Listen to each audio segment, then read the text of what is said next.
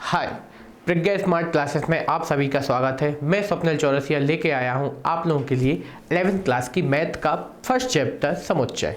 सबसे पहले हम जानें समुच्चय आया कहां से, लाया कौन, इसकी निजात कैसे हुआ, मतलब इसका जन्म कैसे हुआ। तो हम जानें कि सबसे पहले समुच्चय का जो निर्माण है, समुच्चय वर्ड का यूज किसने किया है ना, तो उसके बारे में जानते हैं कि समुच्चय जो है अपने जर्मनी के एक गणितज्ञ बेहतरीन हैंडसम वैज्ञानिक अपने कौन थे, जॉर्ज कैंटर। ठीक है, इन्होंने सबसे पहले समुच्चय के बारे में सोचा। ठीक है, वो सोचा कब, वो एक बार क्या त्रिकोणमिति जो अपने होते हैं, त्रिकोणमिति श्रेणियों का अध्ययन कर रहे थे, तब उन्होंने किसके बारे में सोचा, समुच्चय के बारे में। कि भैया हम हर चीज को अलग अलग रखते तो लेते हैं कि भैया हमने ये चीज अलग करके रख ली, ये चीज अलग करके रख ली। ठीक है, और फिर उनको कब बोलेंगे क्या। ठीक है, तो उन्होंने उसको नाम क्या दे दिया, अपना समुच्चय। ठीक है, समुच्चय मतलब सेट उन्हें नाम दे दिया। ठीक है, और अब हम उसे बेसिक नॉलेज या बेसिक व्यवहारिकी के मामले में अपन उसकी जानकारी ले तो वो कहलाता क्या है। तो एक एग्जांपल के थ्रू हम इसको डिस्क्राइब करना चाहेंगे। जैसे कि आप गए बाजार, ठीक है, बाजार से आप बहुत सारा सामान लेके आए एक थैले में भर के इकट्ठा। ठीक है, फिर आप घर पे आए तो घर पे आपने क्या किया कि दालों को अलग निकाल के रख दिया, सब्जियों को अलग निकाल के रख दिया, फ्रूट्स को अलग निकाल के रख दिया। ठीक है, और जो अपना रॉ मटेरियल जैसे साबुन लेके आए आप और भी सामान लेके आए वो अलग निकाल के रख दिया। ठीक है, तो अब यहाँ पे जब आपने इन चीजों को अलग अलग निकाल के सेपरेट कर लिया, ठीक है, तो आपने दाल को निकाल के आप 2-3 प्रकार की दाल लेके आए थे। ठीक है, पर वो है दालों का एक क्या है, समूह बन गया, तो आपने दालों को अलग रख दिया। ठीक है, फिर दूसरे नंबर पे हमने बोला जैसे कि आप फ्रूट्स लेके आए। ठीक है, तो फ्रूट्स आप 2-3 प्रकार के थे पर आपने फ्रूट्स को अलग रख दिया, तो वो भी आपका एक सेट बन गया। फिर अगली आप सब्जियां लेके आए, सब्जियों को आपने अलग रख दिया, वो आपका एक अलग सेट बन गया। ठीक है, और बाकी आप जो और सामान लेके आए थे साबुन वगैरह वो आपने अलग रख दिया। ठीक है, अब क्या जो हम दालें लेके आए हैं वो आपका एक सेट है या नहीं, तो हाँ हम उसे सेट बोल सकते हैं। क्यों कि आप कौन सी दाल कितनी लेके आए हैं आपको पता है। ठीक है, तो आपने यहाँ पे बोल के आए कि ये दाल ये दाल ये दाल, तो आप गिन सकते हैं ना कि आप इतनी इतनी दालें ले आए, 3 प्रकार की दाल ले आए, तो वो आप क्या है, एक समूह बन गया। फिर आप फ्रूट्स लेके आए तो फ्रूट्स को भी आप गिन सकते हैं ना कि भैया हम इतने प्रकार के फ्रूट्स लेके आए, तो वो भी एक सेट बन गया। उसी तरीके से आप सब्जियों को भी प्रकार देख सकते हैं, कितने प्रकार की सब्जी लेके आप गिन के बता सकते हैं, हाँ भैया हम बता सकते हैं कि भैया ये है। तो अलग अलग प्रकार की ये चीजें जो आप लेके आए तो वो आपकी क्या बन गई, समूह बन गया, जिसे आप क्या बोलेंगे, समुच्चय बोलेंगे। ठीक है, अब हम आगे की ओर चलते हैं कुछ एग्जाम्पल्स की ओर। ठीक है, तो हम उनके बारे में विचार करें कि अब कौन सी चीज समुच्चय है या कौन सी चीज नहीं है। ठीक है, तो हमने यहाँ पे यही एग्जांपल आपके लिए लेके आए हैं कि निम्न के बारे में विचार करें कि कौन सी चीज समुच्चय है और कौन सी चीज नहीं है। क्या हर एक चीज समुच्चय कहला सकती है, तो जिन चीजों को आप प्रत्यक्ष रूप से गिन सकते हैं और बता सकते हैं हाँ भैया ये परफेक्ट है ही, ठीक है, तो वो आपका किसका उदाहरण कहला जाएगा, आपका समुच्चय का उदाहरण कहला जाएगा। जैसे पहला एग्जाम्पल हमने दे रखा है अंग्रेजी वर्णमाला के वोवेल स्वर। ठीक है, तो कौन से होते हैं, A I E O U। ठीक है, ये है। ठीक है, तो आपसे बोला गया क्या है, एक अंग्रेजी वर्णमाला के जो स्वर है ये एक समुच्चय का उदाहरण है। तो हाँ, क्यों, क्योंकि आप केवल इन्हीं वर्णों को आप ले सकते हैं कि हाँ भैया ये एक समुच्चय है, A E I O U, ये आपके क्या है, अंग्रेजी वर्णमाला के क्या है, ये स्वर है। ठीक है, और इनका एक ग्रुप बना सकते हैं, इसमें कोई और ग्रुप नहीं आ सकता, और आप गिन के बता भी सकते हैं कि हाँ भैया ये 5 अक्षरों का ग्रुप है, ये आपका एक समूह बना रहा है। ठीक है, उसी तरीके से हम दूसरे एग्जाम्पल की ओर चलते हैं कि 10 से कम विषम प्राकृतिक संख्याओं का एक समूह। ठीक है, तो हाँ यहाँ पे भी आप 10 से कम सभी प्राकृतिक संख्या आप जानते होंगे, प्राकृतिक संख्या क्या कहलाती है, जिनकी शुरुआत 1 से होती है और ये अनंत तक चलती जाती है, ये क्या कहलाती है, आपकी प्राकृतिक संख्या। तो अब यहां से आपसे बोला है 10 से अधिक, मतलब 10 से अधिक कौन कौन सी आपने देखा, 1 हो गई, ठीक है, 2 हो गई, और इसी तरीके से क्या हो गई आपकी 10 से कम विषम प्राकृतिक संख्याओं के बारे में बात हो रही है यहाँ पे। ठीक है, तो विषम प्राकृतिक संख्या कौन कौन सी हो गई आपकी, 1 हो गई, फिर 3 हो गई, फिर 5 हो गई, फिर 7 हो गई, और एक ये 9 हो गई। ये आपकी क्या हो गई, आपकी विषम प्राकृतिक संख्या है। ठीक है, तो आप इनको भी गिन सकते हैं, तो इन्हें आप एक समूह के रूप में बना के रख सकते हैं कि लीजिए भैया ये है आपका एक समूह जिसमें आपकी प्रथम आपकी 10 से कम सभी विषम प्राकृतिक संख्याएं आके ऐड हो गई, तो ये भी आपका एक क्या प्रकार का समूह है। ठीक है, दूसरा है भारत के प्रदेशों के नाम। ठीक है। तो अब यहाँ पे आपको भारत के प्रदेश में, भारत में कितने प्रदेश हैं आप गिन सकते हैं? हाँ गिन सकते हैं, क्योंकि हमें पता है कितने प्रदेश हैं, तो उनको एक समूह बना के आप रख सकते हैं। भैया लीजिए ये भी एक प्रकार का क्या है, समूह, ठीक है। और फिर लास्ट आपने एक लिखा है भारत की नदियों के नाम। तो भैया आपके भारत देश में, हमारे भारत देश में जितने भी प्रकार की नदियां हैं उन सब के नाम हम जानते हैं, तो उनको भी आप एक समूह, बड़ा सा समूह बनेगा, पर बनेगा तो आप उनको गिन भी सकते हैं और प्रत्यक्ष रूप से बता सकते हैं, ठीक है। तो जिन चीजों को आप प्रत्यक्ष रूप से बता सकते हैं और जिन चीजों के बारे में आपको कोई भी संशय नहीं है, ठीक है, कि या तो वो भी हो सकता है या तो ये भी, ठीक है, तो दो कंडीशन एक से ज्यादा अधिक ना हो, ठीक है, तो आपका वो क्या कहला जाएगा, समुच्चय का उदाहरण है अथवा वो नहीं है, ठीक है। अब अपन और आगे बढ़ते हैं, तो इसके बारे में हमने कुछ लिख रखा है आपके लिए कि उपरोक्त समूह में प्रत्येक समूह सुपरिभाषित वस्तुओं का संग्रह, मतलब सुपरिभाषित वस्तुओं का संग्रह, मतलब जिनके बारे में आपको पक्का है कि ये है ही, ठीक है, उनके बारे में कोई संशय नहीं है कि भैया ये ऐसा हो भी सकता है, ऐसा नहीं भी, ठीक है, तो वो आपका क्या कहला जाएगा, समुच्चय कहला जाएगा। यहां हम प्रमाण के साथ कह सकते हैं कि यह एक किसी चीजों का समूह है अथवा नहीं। जैसे हमने एग्जाम्पल लिया अब भी एक, कि आप अंग्रेजी वर्णमाला के स्वर उठा लीजिए, तो यह एक सुप्रमाणित संग्रह है कि भैया A E I O U के अलावा कोई और नहीं आ सकता। नहीं तो अपन यहाँ पे ये बोल सकते हैं भैया बी भी तो एक है वर्ड, तो क्या वो बी एक वर्ड तो है, पर क्या वो स्वर है, तो नहीं है। तो इसके ये आपका क्या आ जाएगा, आपका समूह का उदाहरण है कौन सा, AEIOU। अब हम थोड़ी सी चर्चा कर लेते हैं कि जिनको आप समुच्चय नहीं मान सकते, ठीक है, उनके बारे में। सबसे पहले हमने एक एग्जांपल ले रखा है कि विश्व की उन सुंदर लड़कियों का समूह, ठीक है। तो अब यहाँ पे आप बताइए भैया, अपन खुद जानते हैं कि ये पसंद के मामले में, ठीक है भैया, आपको कोई पसंद है, किसी को कोई पसंद है, ठीक है, तो हमारे लिए अलग हो जाएगी, आपके लिए अलग हो जाएगी। तो यहाँ पे अब आप क्या उसको अलग एक समूह में रख सकते हैं? नहीं। तो भैया जिसके लिए आपको पसंद ही अलग अलग है, जिसको आप ना तो डिफाइन कर सकते हैं, और ऊपर से विश्व की बात की यहाँ पे क्लियर ही नहीं है कि हर आदमी या हर इंसान के लिए हर चीज अलग अलग होती है, ठीक है, जैसे कि किसी को कोई पसंद है, किसी को कोई। तो यहाँ पे विश्व की सुंदर लड़की का समूह, ठीक है, तो इसको आप एक यदि समुच्चय के रूप में बनाना चाहें तो यहाँ पे नहीं आ सकती। क्यों? क्योंकि यहाँ पे इसे डिफाइन नहीं कर सकते भैया किसको रखें किसको ना रखें, इसीलिए यह क्या हो जाएगा, इसका कोई औचित्य नहीं होगा और यह एक समुच्चय का उदाहरण नहीं कहलाएगा। फिर दूसरा लेके बॉलीवुड की लोकप्रिय फिल्में। अब देखना, बॉलीवुड की लोकप्रिय फिल्म कि किसी को कोई फिल्म बहुत अच्छी लग जाती हो, किसी को वही चीज कह देते यार भारती यार क्या मजा आया, क्या पिक्चर। तो उसी तरीके से तो इस समूह में आप किसको रखोगे किसको नहीं, यहाँ पे कोई कंफ्यूजन फिर से हो गई। तो यहाँ पे ये भी क्या हो गया, आपका इस समुच्चय का समूह से बाहर हो गया। उसी तरीके नेक्स्ट पे गए कि किसी कक्षा में मेधावी छात्रों का समूह, ठीक है, किसी कक्षा में मेधावी छात्रों का समूह, ठीक है भैया, कक्षा में है छात्रों का समूह बोलते तो ये क्या कहला जाता है आपका समुच्चय, पर मेधावी छात्र का, ठीक है। अब मैं हूं और मेरा दोस्त है तो उसके लिए मैं होशियार हूं, ठीक है, मेधावी हूं, बहुत ज्यादा पढ़ने वाला हूं, पर यदि किसी और विद्यार्थी के लिए तो भैया उसके लिए कोई और होगा।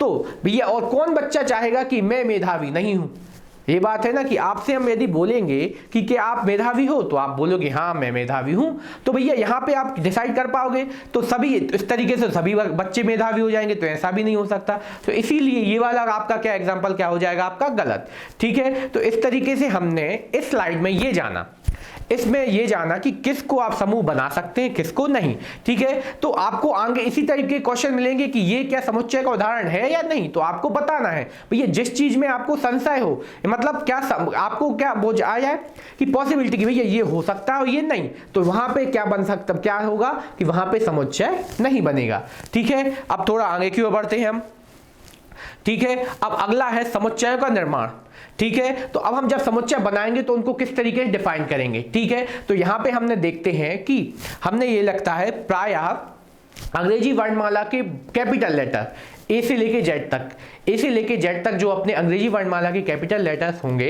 उनको हम अपना क्या समुच्चयों को अपन डिफाइन करेंगे, निरूपित करने के रूप में अपन दर्शाएंगे। जैसे कि हम कोई भी समुच्चय बोलेंगे कि ए बराबर कैपिटल, तो ए बराबर बोलेंगे तो हम क्या लिखेंगे उसमें कैपिटल ए बराबर, ठीक है। तो यहाँ पे ये आपका क्या हो जाएगा, ए एक समुच्चय हो जाएगा। उसी तरीके से यदि हम बोलेंगे बी बराबर, तो ये भी आपका एक क्या है, बी एक समुच्चय हो गया।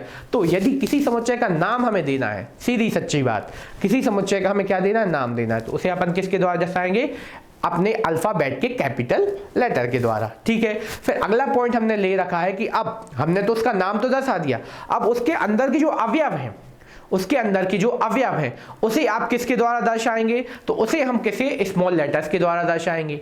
ठीक है, उसे हम किसी अपने स्मॉल लेटर्स के द्वारा दर्शाएंगे। वो स्मॉल लेटर हम अपने ये रखें कि आपके ए समुच्चय के अंदर, आपने बोला कि ए समुच्चय के अंदर आपके ए बी सी डी अवयव हैं। ठीक है, तो उसको हम क्या लिख सकते हैं, ए समुच्चय के अंदर आपके कौन से अवयव हैं, ए बी और सी, ये आपके क्या है, अवयव है। ठीक है, तो इस तरीके से हम इसको दर्शा देंगे। ठीक है, अब हम आगे की ओर चलते हैं।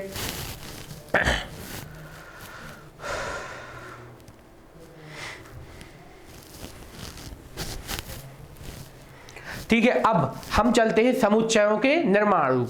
ठीक है, समुच्चयों को आप बना किस किस तरीके से सकते हैं, तो समुच्चयों को बेहतरीन तरीके से दो तरीकों से आप इसको निर्माण कर सकते हैं। सबसे पहला रूप लिखा हुआ है आपका क्या, रोस्टर या सारणी रूप। ठीक है, और दूसरा रूप लिखा हुआ है आपका समुच्चय निर्माण रूप।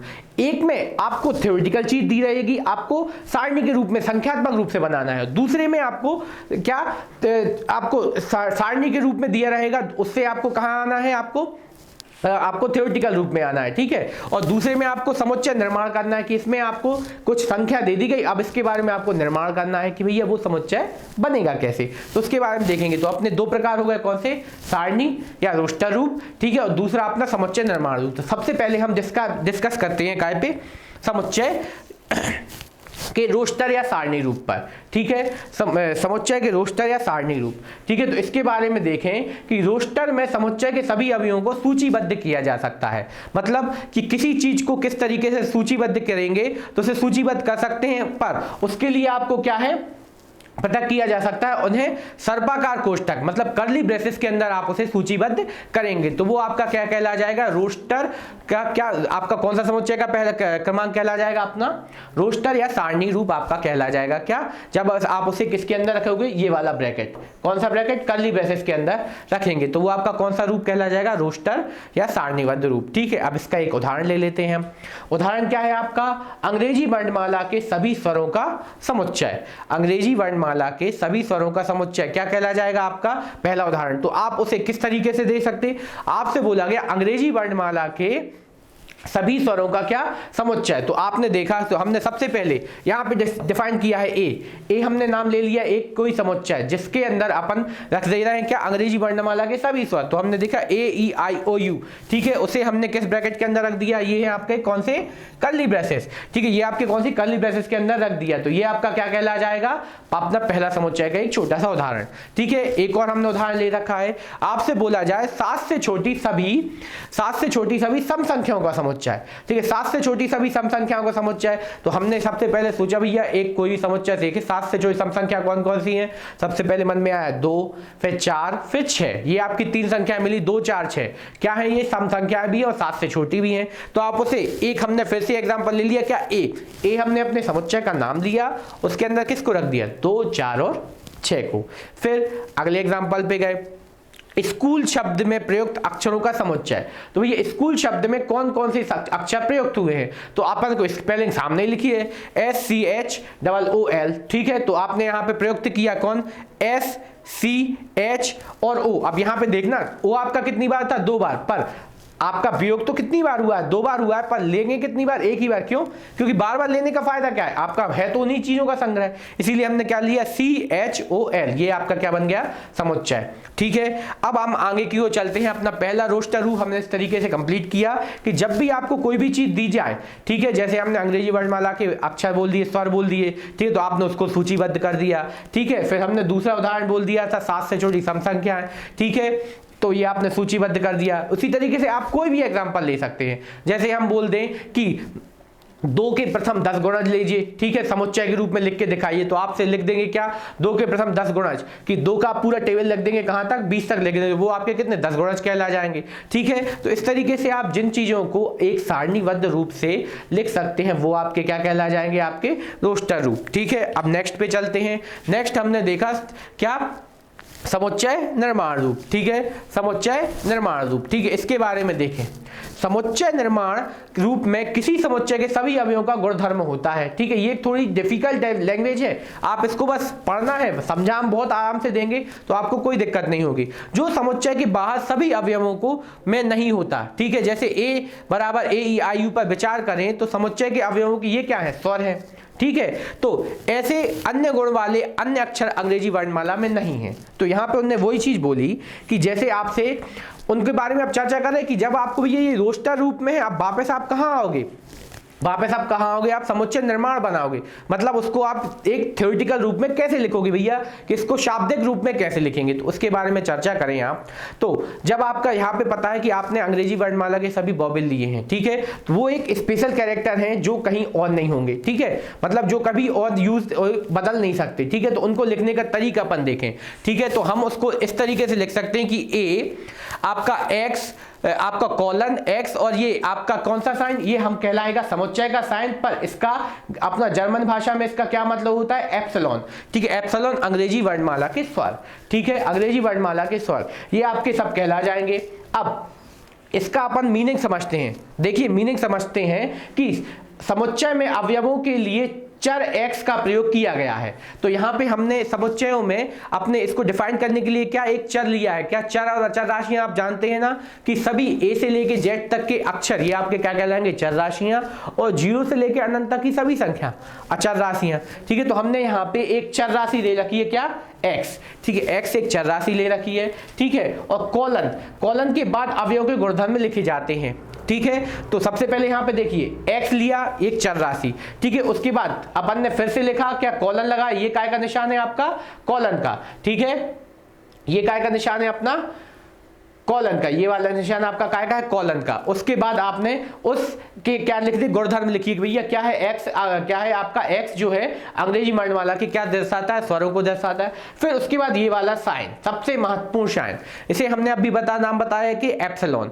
ठीक है, एप्सिलॉन साइन बताया। उसके बारे में देखें कि इस चिन्ह को यह दर्शाता है कि यह काय का चिन्ह है, समुच्चय का चिन्ह है, काय का भैया, समुच्चय का चिन्ह है, ठीक है। अब इन सबको अपन ने लिख तो लिया, ठीक है, इस सब को अपन ने क्या कर दिया, लिख तो लिया। अब इसे पढ़ेंगे कैसे, जब हम इसे पढ़ेंगे कैसे कि भैया ये वाली लाइन है, इसको लिखा कैसे है, तो आपने इसको पढ़ेंगे कि a समुच्चय है, क्या है, a समुच्चय है, ठीक है, x का, a जो है समुच्चय काय का है, x का, a समुच्चय है x का, जहां x अंग्रेजी वर्णमाला के स्वरों को, अंग्रेजी वर्णमाला के स्वरों को शामिल करता है, ठीक है।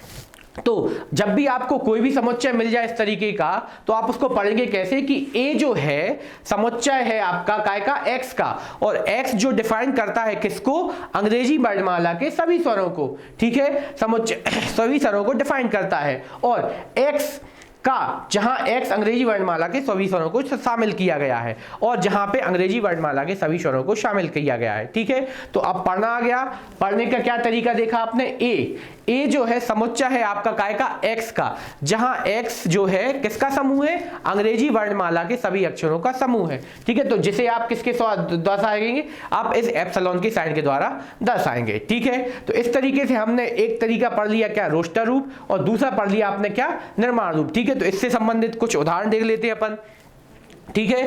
तो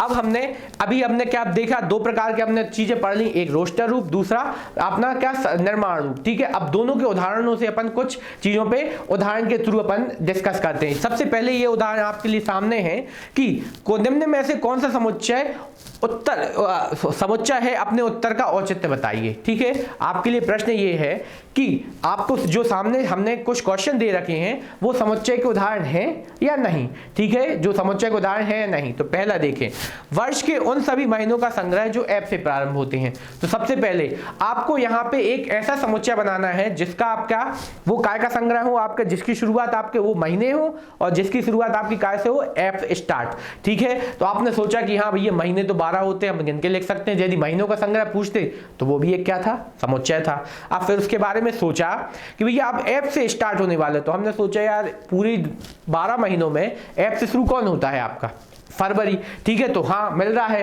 तो एफ से शुरू होने वाले क्या समुच्चय क्या हो गया, तो आप इसको लिख देंगे ए बराबर क्या आ जाएगा आपका f। ठीक है, ये क्या बन गया, समुच्चय बन गया। ठीक है, तो इसको आपने जहां कर्ली ब्रेसेस के अंदर फिट किया तो क्या आ जाएगा आपका a बराबर f। f का मतलब क्या है, फरवरी। ठीक है, फरवरी ये कैसे स्टार्ट होता है, f से। ठीक है, तो ये आपका क्या हो जाएगा, स्टार्ट हो जाएगा। फिर उसके बाद अगला उन्होंने उदाहरण दे रखा है कि j से प्रारंभ होने वाले सभी महीनों का संग्रह, क्या यह भी एक समुच्चय का निर्माण करेगा, तो हाँ। ठीक है, तो आपका j से शुरू होने वाले अपने जितने भी मंथ है उनको अपन क्या कर देंगे, एक कैटेगरी बनाएंगे, उसमें आप क्या कर देंगे, फिट कर देंगे, तो वो आ जाएंगे। ठीक है, तो अपन ने बोला b बराबर, ठीक है, b बराबर उन्होंने बोला j से प्रारंभ, सबसे पहले कौन आ गया आपका, जनवरी। ठीक है, फिर दूसरा क्या फरवरी आएगा, नहीं। ठीक है, मार्च आएगा क्या, नहीं। अप्रैल आएगा क्या, नहीं। फिर अपना क्या आ जाएगा, जून। ठीक है, फिर क्या आ जाएगा आपका, जुलाई। ठीक है, बस जुलाई, अगस्त, सितंबर, अक्टूबर, नवंबर, दिसंबर पर समाप्त। ठीक है, तो आपके कौन कौन से आ गए, ये 3 मंथ आ गए जिसकी जे से शुरुआत होगी, तो जनवरी, ठीक है, जून और जुलाई, ये सब आपके क्या जे से शुरू होने वाले समुच्चय। तो ये एक आपका अपना समुच्चय का उदाहरण बन गया। ठीक है, अब चलते हैं अपन आगे की ओर। ठीक है, अब हमने यहाँ पे ये कुछ उदाहरण ले रखे हैं कि जो ये आपके क्या हो जाएंगे, जो आपके रिक्त स्थानों की पूर्ति कीजिए। ठीक है, रिक्त स्थानों की पूर्ति कीजिए, जहां a बराबर को समुच्चय दिए रखे आपको रखे और रिक्त स्थानों की पूर्ति करना है। और आपको यहाँ पे ये निशान एप्सिलॉन मतलब क्या है, अवयव का निशान, काय का, समुच्चय या अवयव का निशान। ठीक है, और यहाँ पे ये भी क्या है आपका, अवयव का निशान, और ये क्या है, अवयव नहीं है। जब कोई चीज आपका, देखिए हमने बोला कि a जो है b का अवयव है या नहीं, यदि है तो आप उसको क्या लगा दोगे, इस तरीके से ये एप्सिलॉन का निशान लगा दोगे, तो ये क्या कहला जाएगा, अवयव कहला जाएगा। और दूसरा, यदि इसको आप लगा के काट दोगे तो ये क्या कहला जाएगा, a जो है अवयव नहीं है काय का, b का। ठीक है, तो इसको आप दर्शाने की कोशिश करेंगे। यही चीजें आपको क्या करनी है, यहाँ पे फिल करनी है। ठीक है, तो सबसे पहले हम आते हैं अपने अपने पहले एग्जाम्पल पे। ठीक है, तो आपको यहाँ पे चेक करना है, कि 5 जो है a का अवयव है या नहीं। तो आपको अपनी लिस्ट में देखना है कि 5 है क्या आपका। ठीक है, तो आपको मिल गया 5। ठीक है, तो आपने देखा कि 5 जो है a का अवयव है ना अवयव, तो भैया यहाँ पे क्या भर दो आप, इस तरीके से अपना एप्सिलॉन का निशान लगा देंगे, का अवयव का निशान। तो यहाँ से पता चल गया 5 जो है अवयव है काय का, a का। ठीक है, और आगे गए, फिर उन्होंने बोला 9 खालिस्तान है, 9 अवयव है क्या, तो आपने लिस्ट में चेक किया, 9 मिल गया हमें, हाँ भैया 9 है। ठीक है, तो हमने देखा कि 9 जो है आपका क्या अवयव है, ये भी आपका काय का है, a का अवयव है। तो अपन ने फिर से एप्सिलॉन का निशान लगा दिया, तो ये क्या हो गया, 9 अवयव है a का। फिर आप थोड़ी आगे और गए कि 11 को ढूंढा, भैया 11 तो हमें नहीं मिला। ठीक है, 11 नहीं मिला, मतलब वो a में a का साथ है क्या, नहीं है। तो यहाँ पे अपन क्या देखेंगे, भैया a जो 11 जो है अवयव नहीं है, इस तरीके से क्या हो गया, 11 जो है अवयव नहीं है काय का, a का। फिर और आगे गए आप 0, तो आपने देखा 0 यहाँ पे दिख रहा है क्या, नहीं। तो भैया यहाँ पे 0 भी नहीं है, तो मतलब यहाँ से पता चल गया कि अपना 0 भी क्या है, अवयव नहीं है काय का, a का। फिर सबसे लास्ट पे आप गए 2 के पास, फिर आपने देखा भैया 2 तो हमें a के अंदर मिल रहा है, तो यहाँ से क्या पता चल गया अपन को कि 2 जो है काय का अवयव है आपका, a का अवयव है। ठीक है, तो इस तरीके से हमने यहाँ पे कुछ एग्जाम्पल देखे कि जो अवयव हैं और जो कुछ नहीं है। ठीक है, तो अब हम कुछ आगे की ओर अन्य एग्जाम्पल्स की ओर बढ़ते हैं। ठीक है, अगले एग्जाम्पल की ओर देखते हैं। ठीक है, जो हमने अब पढ़ा है उसको अब एग्जाम्पल के थ्रू हम समझने की कोशिश करते हैं। हमें देखा है, क्वेश्चन दिया है, निम्नलिखित समुच्चयों को रोस्टर के रूप में लिखिए। ठीक है, तो हमने रोस्टर रूप बनाया, तो उसके रूप में अपन लिखते हैं। सबसे पहला एग्जाम्पल ले रखा है हमने, a बराबर x। अब x कॉलन x एक पूर्णांक है, और x की जो वैल्यू है आपकी 2 से क्या होनी चाहिए, आपकी 2 से अधिक होनी चाहिए और 9 से कम होनी चाहिए। ठीक है, तो आपने सबसे पहले हमने लिखना सिखाया है अभी कि a क्या हो जाएगा, आपके समुच्चय का नाम। ठीक है, फिर उसके बाद इक्वल टू, और इसको आप रोस्टर रूप में लिखेंगे तो सबसे पहले क्या आ जाएगा आपका, कर्ली ब्रेसेस।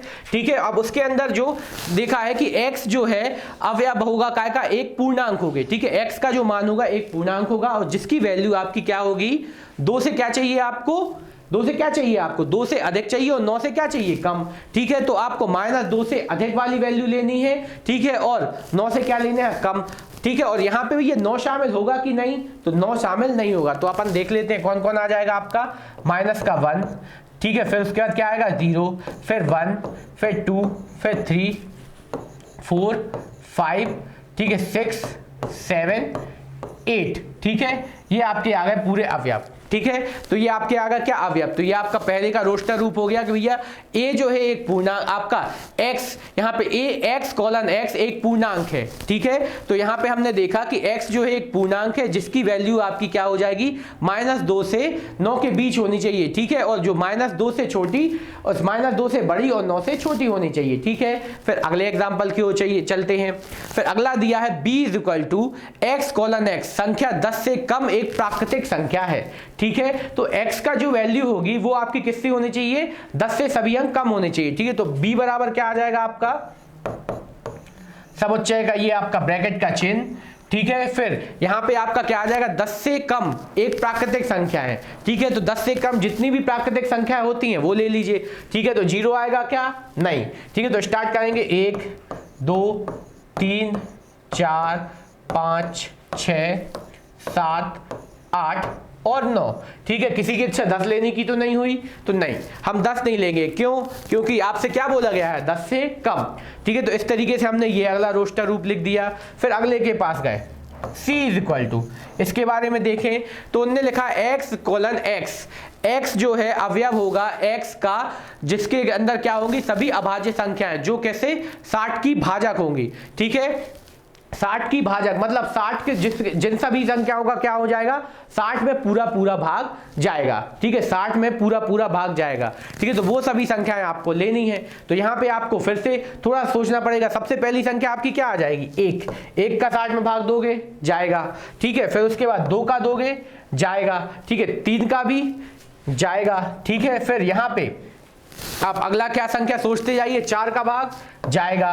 ठीक है, फिर 5 का भाग जाएगा। ठीक है, इस तरीके से जिन संख्याओं का 60 में पूरा पूरा भाग जा रहा है, ठीक है, उन संख्याओं को आप लिखते जाइए। ठीक है, फिर 6 का भाग जाएगा भैया, 6 धाम क्या होता है 60। फिर 7 का जाएगा नहीं, 8 का जाएगा नहीं। ठीक है, 9 का जाएगा नहीं। फिर आपने क्या देखा 10 का, हाँ तो 10 छिंग 60 होता है। ठीक है, तो यहाँ पे क्या आ जाएगा 10। फिर 12 का जाएगा, हाँ 12 पंचे 60। ठीक है, क्या आ जाएगा आपका 12। ठीक है, फिर आपका 13 14 का नहीं जाएगा। फिर 15 का, 15 चौके 60।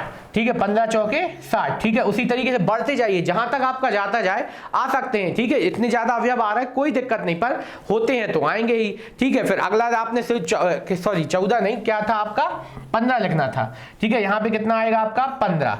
ठीक है, फिर अगले अवयव के पास चलते हैं। ठीक है, 15 के बाद 16, तो 16 पंचे कितना 16 चौके 64 होता है, पर 60 आता क्या 16 के में नहीं, 17 में भी नहीं आता, 18 भी नहीं। अब सीधा कौन आएगा 20। ठीक है, तो यहाँ पे कौन शामिल हो जाएगा आपका 20। ठीक है, फिर इसके बाद अगला कौन 21 नहीं, ठीक है 22 नहीं, सीधा सीधा कौन पता चलेगा आपको क्या 30 दूनी 60। और फिर अगला क्या हो जाएगा आपसे क्या है 60। अब आखिरी अंक क्या हो जाएगा 60 भी स्वयं। ठीक है, तो इस तरीके से ये आपका एक अगला समुच्चय बन जाएगा। ठीक है, तो जिसमें आपका 60 की क्या हो जाएंगी आपकी भाजक बन जाएंगी। ठीक है, उसी तरीके से हमने यहाँ पे एक शब्द लिख रखा हुआ है रायपुर। ठीक है, तो इसका भी आपको अक्षरों का संग्रह बनाना है। तो यहाँ पे अपन ले लेते हैं कौन सा अगला D बराबर। ठीक है, तो इसमें कौन कौन से अक्षर शामिल हैं ARAIPUR। तो देखिए आपका R कितनी बार शामिल है 2 बार। ठीक है, तो यहाँ पे क्या आ जाएगा R, फिर A भी आ जाएगा, फिर I भी आ जाएगा, फिर U भी आ जाएगा, और फिर बस यहाँ पे कौन से आपके और एक और लास्ट बचा आपका P। तो ये आपका संग्रह आ गया। ठीक है, तो ये आपका आखिरी रोस्टर रूप हो गया। तो इस तरीके से हमने देखा कि सभी समुच्चयों को रोस्टर रूप के रूप में आप किस तरीके से लिख सकते हैं। ठीक है, इस तरीके से हमने रोस्टर रूप को लिखना सीखा। अब हम आगे की रोस्टर, अपन ने रोस्टर रूप पढ़ लिया। अब अपन नेक्स्ट एग्जांपल की ओर बढ़ते हैं। ठीक है, नेक्स्ट एग्जांपल फिर से अब हमने एक इक्वेशन ले रखा है, इसको आपको रोस्टर रूप के रूप में लिखना है। ठीक है, तो हमने सबसे पहले इक्वेशन यहाँ पे आपका इस इक्वेशन को सॉल्व करके आपकी कोई 2 वैल्यू निकलेंगी। कितनी 2 वैल्यू निकलेंगी। सबसे पहले अपने इसको सॉल्व करते हैं। x² + x - 2 = क्या है 0। ये आपका एक इक्वेशन है, इसको अपन सॉल्व करते हैं। सबसे पहले सॉल्व करने का तरीका अपन जानते हैं कि ये क्या दिख रहा है, वर्ग समीकरण। इसको हम गुणनखंड विधि द्वारा हल करते हैं, ठीक है। इसको हल करने का तरीका अपन सबने सीखा हुआ है, 9th 10th में अपन सीखते आए हैं कि सबसे पहले यदि इसके साथ कोई आगे का अवयव है, क्या इसके साथ कोई अवयव है एक्स स्क्वायर के साथ, उसका लास्ट वाली संख्या में मल्टीप्लाई करते थे और उस मल्टीप्लाई की हुए संख्या को दो भागों में तोड़ेंगे, ठीक है। तो यहाँ पे कुछ नहीं है तो क्या मान लीजिए आप, एक मान लीजिए, एक का मल्टीप्लाई दो में किए, दो एकम दो, अब दो आ गया। इस दो को आपको ऐसा तोड़ना है, इस दो को आपको ऐसी दो संख्याओं में तोड़ना है जिसका गुणा करने पर आपको क्या प्राप्त हो, माइनस का 2, और प्लस माइनस करने पर क्या प्राप्त हो, प्लस का 1, ठीक है। तो आपने सोचा कि दो एकम दो, और दो में से एक गया, क्या आ जाएगा 1, ठीक है। और आपको प्लस का 1 चाहिए तो बड़ी संख्या बन क्या की ले लो, प्लस की ले लो, और छोटी संख्या क्या की ले लो, माइनस की। तो आपका मल्टीप्लाई करोगे तो माइनस का 2 भी आ जाएगा और उससे घटा दोगे तो प्लस का 1 भी आ जाएगा।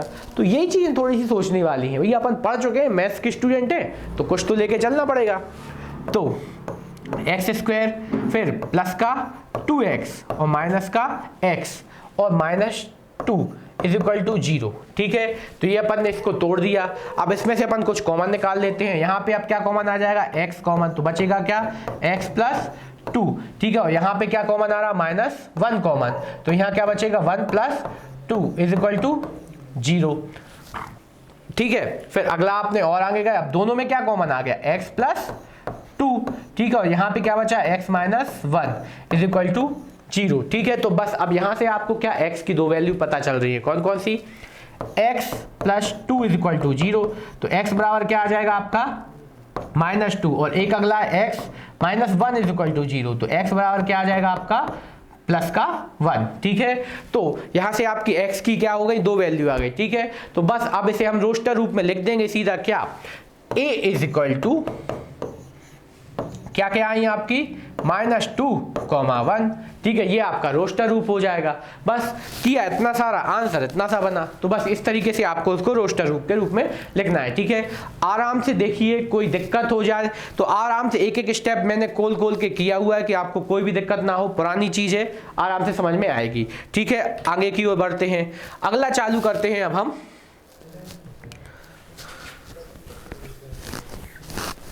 समुच्चय क्या, निर्माण रूप, ठीक है। समुच्चय निर्माण रूप। अब हमने अभी अपना लास्ट अपन ने देखा था रोस्टर रूप, अब हम देखते हैं समुच्चय का निर्माण। क्योंकि आप समुच्चय निर्माण बनाएंगे कैसे, ठीक है। सबसे पहले ये थोड़ा सा कहीं ना कहीं टफ हो जाता है कि भैया अपन लिखेंगे कैसे। तो आपको सबसे पहले हिसाब लगाना है कि ये लिखा क्या है, यहाँ पे लिखा क्या है, ठीक है। तो आपने देखा कि 1/2, 2/3, 3/4, 4/5, 5/6, 6/7। तो आपने संख्याओं के बारे में सोचा कि या तो ये 1 बाय 1 करके आ रही। तो यहाँ पे एक छोटी सी हमने चीज क्या देखी कि आपका एक संख्या है, ठीक है, उसमें आपने एक प्लस कर दे रहे हो तो अगली संख्या आ जा रही।